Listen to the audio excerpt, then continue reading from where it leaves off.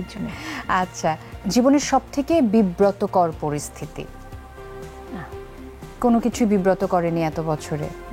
এটা হয়? ওকে, মেনে নিলাম আমি। আচ্ছা, এরকম তো অনেক অভিনয় শিল্পীর ক্ষেত্রেই হয় যে তাকে কাস্ট করা হলো কিন্তু দেখা গেল যে ফাইনালি তাকে বাদ পড়তে হলো। এটা কি রুনা খানের সাথে হয়েছে এটা কখনো? বিব্রতকর কেন হবে? এটা আমাদের এখানে নিত্য নৈমিত্তিক ঘটনা, এটা একটা প্রতিদিনের ঘটনা। এটাতে যদি মানুষ বিব্রত হয়, হ্যাঁ এরকম হয়েছে? হ্যাঁ, তো তাহলে তুমি বলতে পারো যে আমাকে বিব্রত করা খুব মুশকিল।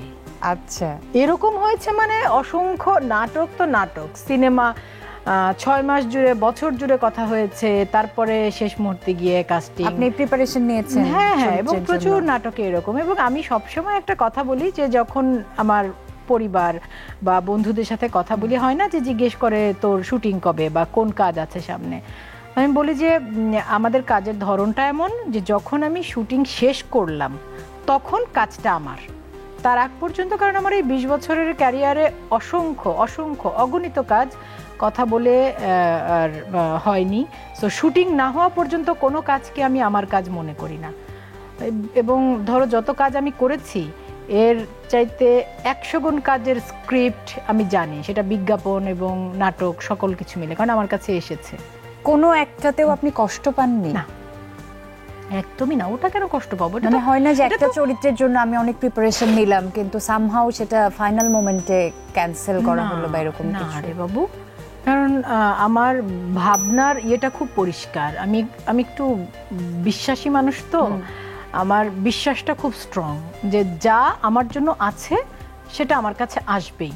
সেটা তুমি কাজ বলো, পরিবার বলো, ব্যক্তি জীবন বলো, সবই আমার জন্য নির্ধারিত আছে। যেটা শেষ পর্যন্ত হয়নি ওটা আসলে আমার জন্য ছিল না, শেষ।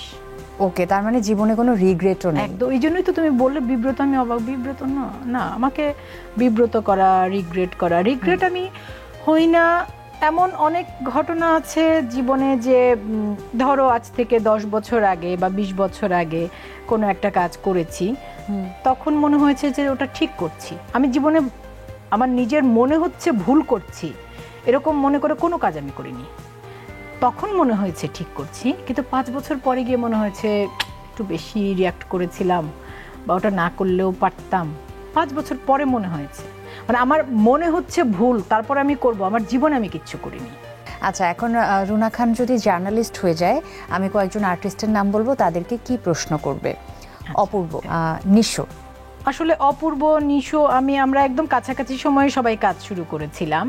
তো এই যে নিশো তো দুজনেই মডেল ছিল, অপূর্ব নিশো। তারপরে যে অভিনেতা হয়ে ওঠার জার্নিটা, নিশো এত ভিন্ন ভিন্ন রকম চরিত্রে কাজ করেছে এবং বেশিরভাগ চরিত্রই এত সুন্দরভাবে, বিশ্বাসযোগ্যভাবে পর্দায় এনেছে, সেটা দেখে আমার ভীষণ ভালো লাগে।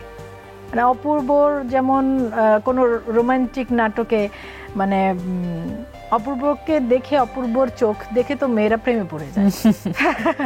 সো ওটা যেমন একটা রকমের ভীষণ ভালো লাগা। মানে একটা মানুষ, খুব সহজ ব্যাপার না কিন্তু অনেক কঠিন ব্যাপার।